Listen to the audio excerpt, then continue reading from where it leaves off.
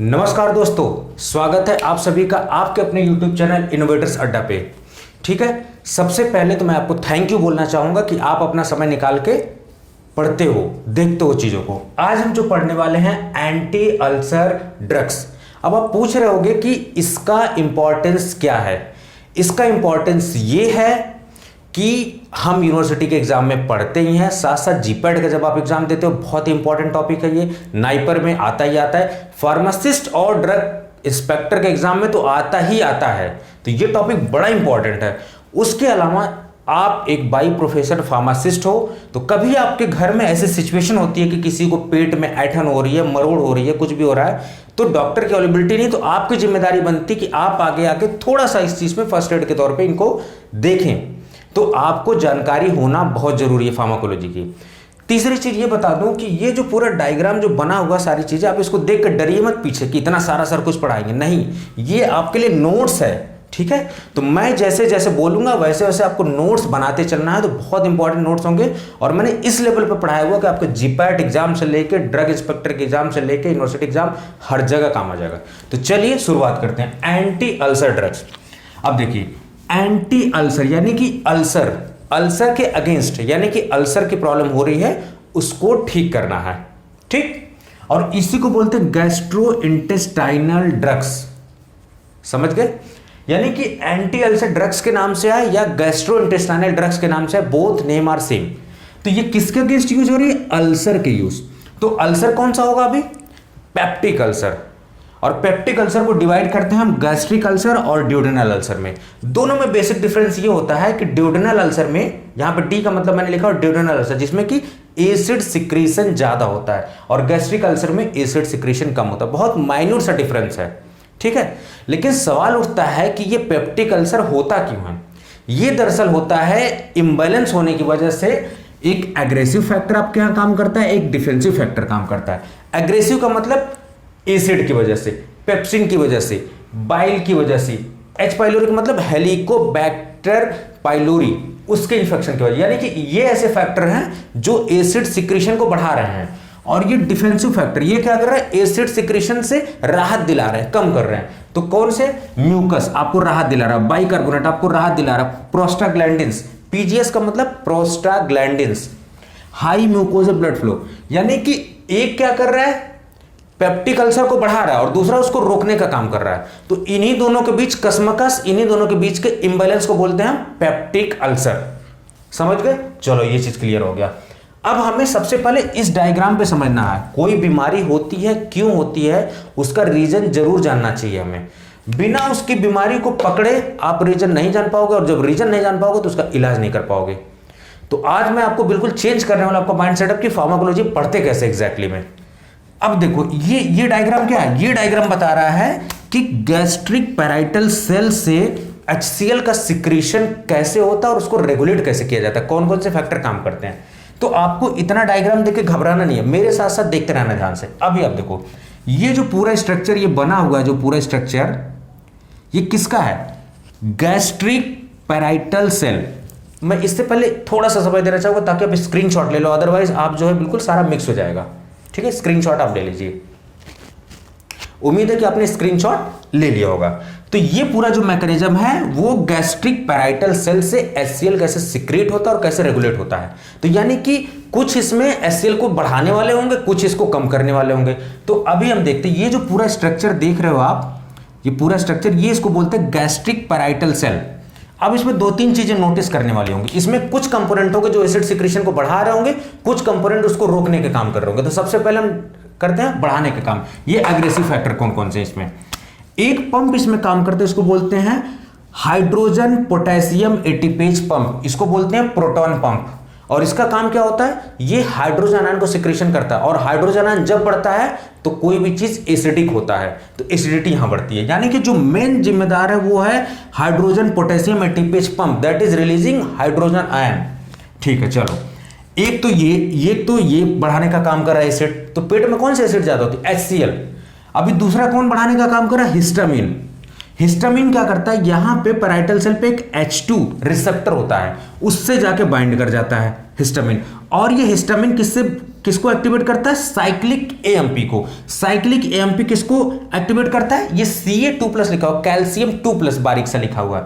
यानी कि हिस्टामिन किससे बाइंड होगा, H2 रिसेप्टर। H2 रिसेप्टर किसको एक्टिवेट करेगा, CMP को। CMP किसको एक्टिवेट करेगा, कैल्शियम आयंस को। और ये एक्टिवेट कर देगा पोटेशियम आयन, ये आपका हाइड्रोजन पोटेशियम एटॉमिक पंप, जो कि H सिक्रिएट करेगा। यानी ये भी HCl के सिक्रेशन को बढ़ावा दे रहा है, सपोर्ट कर रहा है, ये भी सिक्रेशन को सपोर्ट कर रहा है। तीसरा बंदा कौन सपोर्ट कर रहा है, ये एक G सेल है, G सेल से गैस्ट्रिन रिलीज हो रहा है, ये भी आपके हाइड्रोजन आयन को देखो यहां पे बढ़ाने का कोशिश कर रहा है। यानी कि कुल मिला के आपका हाइड्रोजन पोटेशियम एटीपीएच पंप भी हाइड्रोजन आयन बढ़ा रहा है, एसिडिटी बढ़ा रहा है, हिस्टामिन भी बढ़ा रहा है। तीसरा कौन बढ़ा रहा है, G सेल, जिससे कि गैस्ट्रिन रिलीज हो रहा है, वो भी यहां पे देखो मैंने एरो बना के लिखा हुआ है H आयन, ये रिलीज कर रहा है। यानी तीनों एसिडिटी को बढ़ा रहे हैं ये।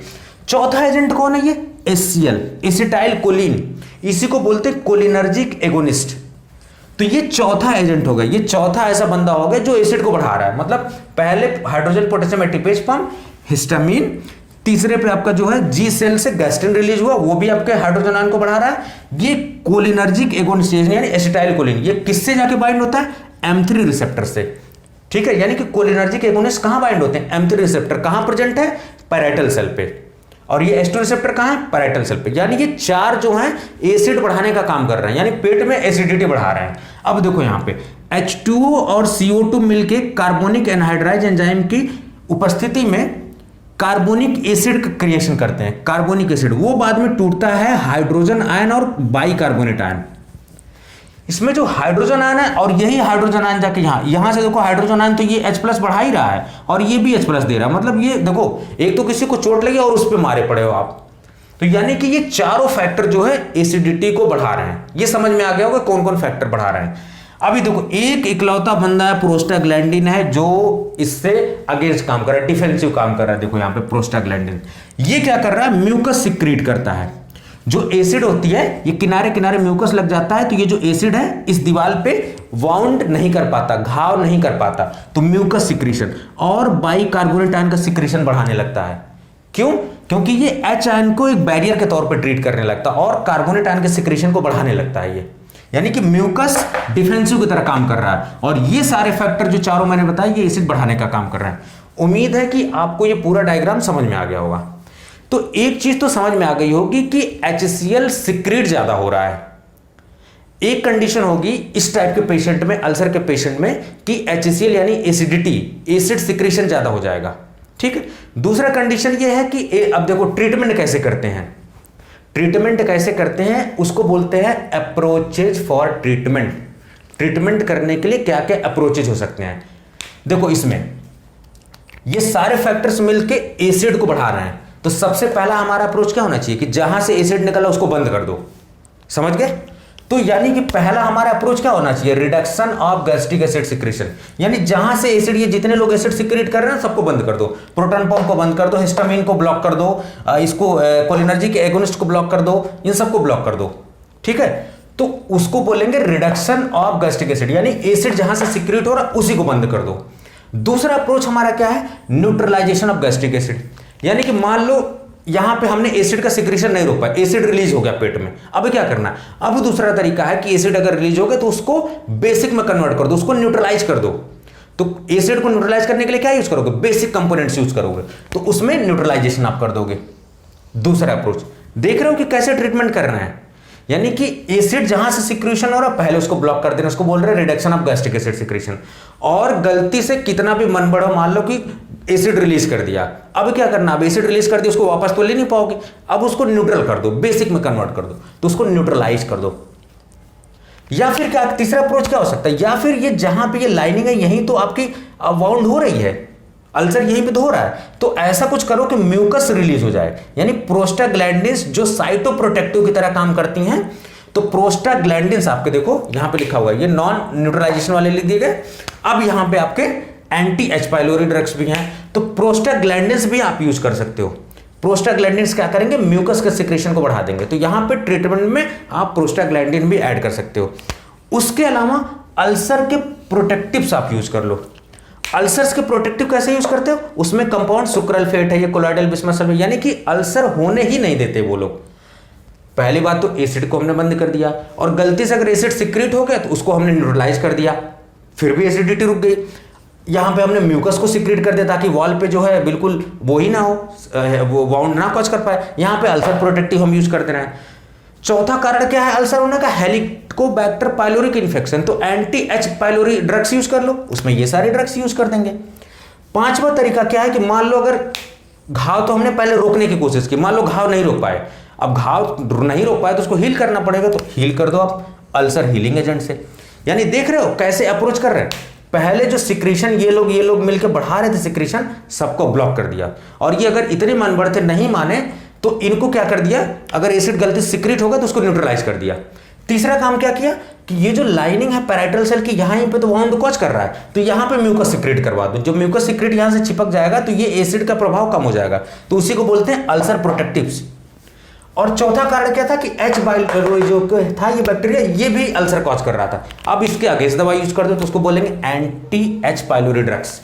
ठीक है, अब ये मान लो चारों चीज हमने करके देख लिया, लास्ट में हम नहीं रोक पाए, घाव हो ही गया, यहाँ पे वाउंड हो ही गया। अब क्या करेंगे, अब हो गया भाई तो क्या कर सकते हैं, उसको ठीक करना है, तो उसको ठीक करने के लिए अल्सर हीलिंग एजेंट, समझ गए। तो पहले बीमारी पकड़ना, हमने इससे पूरा समझा कि बीमारी कहां से हो रही है और बीमारी पकड़ लिया उसको ठीक कैसे करेंगे, उसी को बोलते हैं अप्रोच। और ये जो सारी ड्रग्स आप देख पा रहे हो यही आपका क्लासिफिकेशन है। तो फार्माकोलॉजी को इसी पैटर्न पे पढ़ना है। सबसे पहले उस दवा के बारे में जानना है कि अल्सर क्या होता है और कैसे कैसे वो बीमारी हो रही है, उस बीमारी को होने के पीछे क्या कारण है, उसका उपाय क्या हो सकता है, उसको बोलते हैं अप्रोचेज। और जैसे अप्रोचेज में लगाओगे आपके ये सारे क्लासिफिकेशन हो जाएंगे, समझ गए। कुछ कहती है कि जो सिक्रीशन जहां जहां हो रहा है उसके सिक्रीशन को बंद कर दो। सबसे पहले जो सिक्रीशन इंक्रीज हो रहा था एसिड का, उसको बंद करना है। तो एसिड का सिक्रीशन कहां से हो रहा था, प्रोटॉन पंप से हो रहा था। हिस्टामिन एसिड का सिक्रीशन, हिस्टामिन H2 रिसेप्टर को एक्टिवेट कर रहा था, साइक्लिक एम्प एक्टिवेट हो रहा था कैल्शियम, और वो पूरा रिलीज कर रहा था किसको, एक्टिवेट कर रहा था किसको, प्रोटॉन पंप को। उसके बाद जी सेल से गैस्ट्रिन रिलीज हो रहा था, वो भी H+ आयन से यहाँ दे रहा था। ये जो एस्टाइल कोलिन है जिसको कोलिनर्जिक एगोनिस्ट बोलते हैं, वो एम्फी रिसेप्टर बाइंड करके वो भी एसिडिक सिक्रीशन को बढ़ा रहा है। तो हमारा सबसे पहला अप्रोच, सबसे पहला ट्रीटमेंट क्या हो सकता है कि एसिड जहां से रिलीज हो रहा है उसको ब्लॉक कर दो। तो एसिड को ब्लॉक करने के लिए हमने कई उपाय हमने कर दिए। अभी देखो अभी क्या हो रहा है कि ये हिस्टामिन जो है H2 रिसेप्टर पे बाइंड करके एसिड का सिक्रेशन करवा रही है, तो यानी इसके एंटागोनिस्ट यूज कर दो।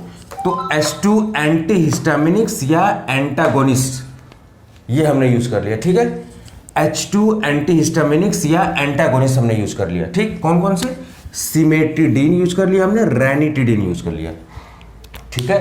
रेनिटिडीन का भी ऑप्शन आप देख रहे होगे कि रेनिटिडीन जो जैंटेक ब्रांड था उसको अभी गवर्नमेंट ने बैन करने का काम किया, क्यों, just because of the presence of some cancerous molecules, ठीक। तो ये जो छोटा सा मैंने लिखा हो गायनेकोमेस्ट्रिया, देखो सिमेटिडीन जो ड्रग होती है उसका साइड इफेक्ट होगा गायनेकोमेस्ट्रिया। गायनेकोमेस्ट्रिया का मतलब होता है कि मेल्स में फीमेल्स लाइफ सिम्टम आ जा रहा है, जैसे ब्रेस्ट का उभर के सामने आना, तो इसको बोलते हैं गायनेकोमेस्ट्रिया। रेनिटिडीन में फ्यूरोनिंग होती है। ये क्यों मैंने लिखा है, जस्ट बिकॉज कि जीपैट नाइपर में ये पॉइंट्स पूछे जाते हैं, यू शुड रिमेंबर। अब दूसरा क्या हो रहा था, ये जो प्रोटॉन पंप था ये भी तो एसिड रिलीज कर रहा था, अब इसको ब्लॉक कर दो प्रोटॉन पंप को। तो हमने क्या कर दिया, प्रोटॉन पंप इनहिबिटर दे दिया, ठीक है। ये जो रेड कलर से मैंने लिखा हुआ है दवा लिखी हुई किस कैटेगरी, ओमेप्राजोल, रेबेप्राजोल, यानी ये जितने भी ओमेप्राजोल, एस्मोप्राजोल, रेबेप्राजोल, पैंटोप्राजोल, ये जितने भी है सब प्रोटॉन पंप इनहिबिटर है। ये एसिड में डिग्रेड हो जाते हैं, इसलिए एंटरिक कोटेड फॉर्म में दिए जाते हैं ये, ठीक है, कैप्सूल में आते हैं। ये यहाँ पे लिखा हुआ ओमेप्राजोल एबुलिस HCl, ये कुछ पॉइंट्स मैंने इंपॉर्टेंट लिखे हुए, आपको ध्यान देने की बात है। ओमेप्राजोल तभी आप करोगे जब बहुत ज़्यादा एसिड सिक्रेशन है, बहुत ज़्यादा एसिडिटी किसी को हो रही है, क्योंकि ये पूरे HCl को बंद कर, और HCl आपको पता है कि पचाने के लिए ज़रूरी है, पूरी तरीके से यू कैन नॉट ब्लॉक। तो लास्ट उपाय में आप इसको एबुलिस के तौर पे यूज करोगे, एबुलिस करने के लिए, ठीक है। अब तीसरा कौन बंदा था, एसिटाइल कोलिन, इसको बोलते हैं कोलिनर्जिक एगोनिस्ट, जो M3 रिसेप्टर बाइंड करके एसिड सिक्रेशन कर रहा था। अभी क्या कर देना है, एसिड को बंद करना है हमें, क्योंकि अप्रोच क्या है हमारा, रिडक्शन ऑफ गैस्ट्रिक एसिड, तो इसके अगेंस्ट यूज कर दो, एंटी कोलिनर्जिक यूज कर दो। तो एंटी कोलिनर्जिक हमने ड्रग्स यूज कर दिया, जैसे पाइरेंजेपिन, ऑक्सीफिनोनियम, पाइरेंजेपिन, ऑक्सीफिनोनियम, ठीक। उसके बाद चौथा क्या बंदा था, ये प्रोस्टाग्लैंडिन एनालॉग, ये इकलौता एकमात्र ऐसा बंदा था जो काम कर रहा था एसिड सिक्रेशन से बचाने का, यानी ये डिफेंसिव फैक्टर के अंदर था। ये क्या कर रहा है, ये म्यूकस को भी सिक्रेट कर रहा है और ये जो कार्बोनेट आयन है इसको भी सिक्रेट आउट कर रहा है। यानी कि प्रोस्टाग्लैंडिन जो कि साइटोप्रोटेक्टिव की तरह काम कर रहा है, उसके दो फंक्शन है। एक क्या है कि म्यूकस को रिलीज कर रहा है, दूसरा क्या कर रहा है, ये बाइकार्बोनेट आयन को रिलीज कर रहा है। अब देखो यहाँ पे जब सिक्रेशन हो रहा है तो ये जो लाइनिंग है यहीं पे तो आपकी वाउंड होगी, यहीं पे तो अल्सर होगा। तो यहाँ पे अगर म्यूकस पहले से लगा रहेगा तो इसका प्रभाव कम कर दिया जाएगा, इसका इफेक्ट कम हो जाएगा। इसीलिए यहाँ पे प्रोस्टाग्लैंडिन एनालॉग मीसोप्रोस्टल यूज कर रहे हो। चलो अभी मान लो ये जितने लोग सिक्रेट कर रहे थे इन सबको बंद कर दिया हमने। अब मान लो गलती से इतने मन बढ़ा कि सिक्रेट हो ही गया, ठीक है, सिक्रेशन कर ही दिया, तो अब उसको न्यूट्रलाइज कर दो। दूसरा अप्रोच जो मैंने आपसे डिस्कस किया, तो न्यूट्रलाइज कर दो। तो न्यूट्रलाइज कैसे करोगे, एक सिस्टमिक होता है, एक नॉन सिस्टमिक होता है। सिस्टमिक का मतलब डायरेक्टली ब्लड सर्कुलेशन में काम कर रहा है वो, नॉन सिस्टमिक का मतलब जो है डायरेक्टली ब्लड सिस्टमिक सर्कुलेशन में नहीं, वो इनडायरेक्टली काम कर रहे हैं वो। तो सिस्टमिक में आपके बाइकार्बोनेट हो गए और सिट्रेट हो गए।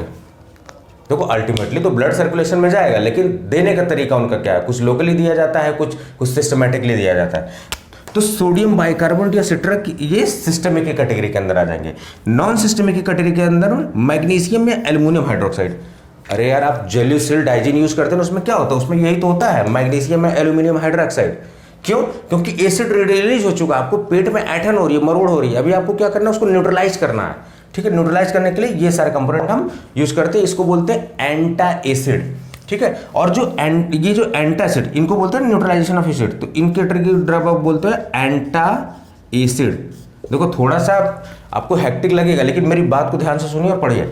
एंटा एसिड, और एंटा एसिड कितना इफेक्टिव है इसको नापा जाता है, कौन सा पैरामीटर होता है, इसको बोलते हैं ANC। इसका मतलब क्या होता है, एसिड न्यूट्रलाइजिंग कैपेसिटी कितनी है उस एंटा एसिड की। ठीक, तो मैग्नीशियम और एल्युमिनियम हाइड्रोक्साइड यूज किया जाता है, और उसमें भी जो मैग्नीशियम हाइड्रोक्साइड उसको बोलते हैं मिल्क ऑफ मैग्नीशियम। ये बात याद रखिएगा, DI में पूछा जाता है, ये फार्मासिस्ट के एग्जाम में पूछा जाता है कि मिल्क ऑफ मैग्नीशियम किसे कहते हैं, एल्युमिनियम हाइड्रोक्साइड, मैग्नीशियम हाइड्रोक्साइड को M से मैग्नीशियम, M से मिल्क ऑफ मैग्नीशियम, याद रखिएगा। ठीक है, चलो ये तो दो अप्रोच हो गई। तीसरी क्या हो गई कि अल्सर प्रोटेक्टिव सब यूज कर देंगे। जो घाव है, मान लो घाव हो ही गया, अब उसको प्रोटेक्ट करना है तो सुक्रल फेट यूज कर लेंगे एक दवा, colloidal bismuth citrate CBS use कर लेंगे। चलो अब चौथा रीजन क्या हो रहा था आपका कि H पाइलोरी के इन्फेक्शन की वजह से हो रहा था, तो anti H pylori drugs use कर लो। तो amoxicillin, clarithromycin, metronidazole, tinidazole, TZ का मतलब टीनिडाजोल, MTZ का मतलब मेट्रोनिडाजोल, उसके बाद टेट्रासाइक्लिन। ठीक है, उसके बाद चलो ये मान ही नहीं रहे कि अब अल्सर हो गया, ठीक है, अब उसको हील कर दो, कार्बेनोक्सोलोन सोडियम से हील कर दो। ठीक है, तो till now what we have discussed the reason for ulcer, जिसमें कि पेप्टिक अल्सर आपका किसमें है, दो कैटेगरी में, गैस्ट्रिक अल्सर और ड्यूडेनल अल्सर। ये सारी चीजें हमने डिस्कस की। पूरा ये अगर मैकेनिज्म आपको पता है तो you will be very clear. आपको रीजन पता होगा तो आप ट्रीटमेंट कर लोगे। तो आपको पता है कि ये हिस्टामिन, ये प्रोटॉन पंप, ये एस्टाइल कोलिन और ये जीसेल, ये सब सिक्रेशन का काम कर रहे हैं, तो इनको बंद कर दो तो रिडक्शन ऑफ एसिड सिक्रेशन हो गया। और मान लो एसिड सिक्रेशन हो गया तो उसको न्यूट्रलाइज कर दो। ठीक है, तो यहाँ पे ये चीज यूज कर लिया। अल्सर प्रोटेक्टिव यूज कर लो, यानी घाव होने ही ना दो। ठीक है, पाइलोरी से हो रहा है H पाइलोरी से, तो उसका anti H pylori drugs use कर लो। और मान लो घाव हो गई तो उसको हील कर दो भाई, अब जख्म लग गई है तो यही आपका है फार्माकोलॉजी पढ़ने का, यही बेस्ट तरीका है कि कोई चीज समझो उसके बैकग्राउंड को, उसके बाद उसमें क्या प्रॉब्लम है, उसके अगेंस्ट में क्या यूज कर सकते हैं, that are the approaches for treatment. और यही जो अप्रोचेस फॉर ट्रीटमेंट है, ये चारों पांचों कैटेगरी आपकी क्लासिफिकेशन भी है। तो आपका क्लासिफिकेशन कहां से आता है, अप्रोचेस फॉर द ट्रीटमेंट से आता है। ठीक, उसके बाद अगर मान लो एग्जाम में आ जाए मैकेनिज्म ऑफ एक्शन कि ये कैसे काम करता है, एंटी हिस्टामिनिक एंटागोनिस्ट या H2 एंटागोनिस्ट कैसे काम करते हैं, तो ये पूरा डायग्राम आपको बनाना है। अब यहां पे डायग्राम पे बना के आपको यहां पे लिख देना H2 एंटागोनिस्ट, यहां पे इनहिबिशन का साइन, यानी कि H2 एंटागोनिस्ट क्या करेगा, हिस्टामिन को ब्लॉक करेगा, ये H2 रिसेप्टर पे बाइंड नहीं होगा। H2 रिसेप्टर बाइंड नहीं होगा तो ये CMP को एक्टिवेट नहीं करेगा, कैल्शियम को एक्टिवेट नहीं करेगा, ये प्रोटॉन पंप एक्टिवेट नहीं होगा, एसिड सिक्रेशन, यानी कि एक प्रोसेस को ब्लॉक किया तो पूरी प्रोसेस ब्लॉक हो गई। तो सिंपल है मैकेनिज्म ऑफ एक्शन किसका, H2 एंटीहिस्टामिनिक्स का। इसमें क्या तीर है, ये डायग्राम आप जान लिए तो कितना इजी हो गया आपके लिए। आपने पूरा क्लासिफिकेशन पढ़ लिया, आपने अप्रोचेस पढ़ लिया, मैकेनिज्म भी बहुत इजी पढ़ लिया। अब जैसे कह दे कोई कि प्रोटॉन पंप इनहिबिटर्स की मैकेनिज्म क्या होती है, तो प्रोटॉन पंप भाई देखो ना, प्रोटॉन पंप क्या कर रहा है, ये यहाँ पे H+ आयंस दे रहा है, यहाँ पे पोटेशियम आयंस जो है अंदर से बाहर की तरफ आ रहा है, ये एक्सचेंज कर रहा है। तो इसका काम क्या होता है, secretion of H plus ions. तो जब प्रोटॉन पंप को आपको क्या करना है, यहाँ पे ब्लॉक का साइन लिख दो, यहाँ पे लिख दो proton pump. Proton pump inhibitor हो गया। प्रोटॉन पंप इनहिबिटर क्या कर रहा है, इसको प्रोटॉन पंप को बंद कर दे रहा है, और जब ये बंद करेगा तो एसिड का सिक्रेशन बंद हो जाएगा। सिंपली मैकेनिज्म है। तो मैकेनिज्म के लिए अलग से रट्टा नहीं मार रहा है, ये कॉन्सेप्ट समझोगे तो अपने आप अप्रोचेस, ट्रीटमेंट, ये सारी चीजें आ जाएंगी। उम्मीद है कि आपको बहुत अच्छे से ये लेक्चर समझ में आएगा। कोई डाउट है तो आप बिल्कुल पूछ लीजिएगा, कमेंट करिए नीचे उसमें, ठीक है। कोई भी टॉपिक, मैं सीरियली सब सारी चीजें आपको पढ़ाऊंगा। चलिए, ये पूरा ओवरऑल स्ट्रक्चर था कि क्या हम पढ़ने वाले हैं। उम्मीद है कि ये लेक्चर आपको बहुत पसंद आएगा, आपका कोलोजी पढ़ने का तरीका चेंज होगा। चलिए, अपना ध्यान रखिए, बिल्कुल। जय हिंद।